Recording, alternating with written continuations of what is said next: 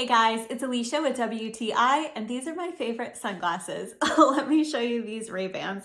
I absolutely love these. These are in the light Havana and dark brown color.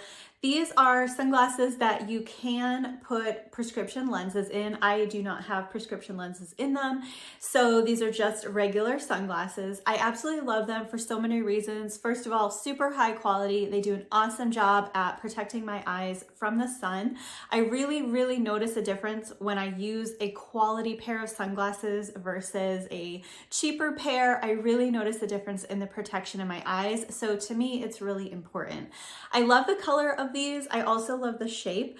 They are not totally square. They're not totally round. So I just really like the way that they look.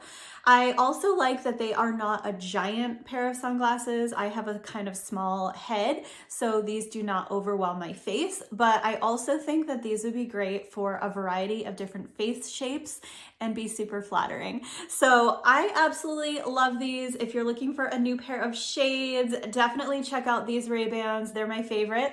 That's my point of view.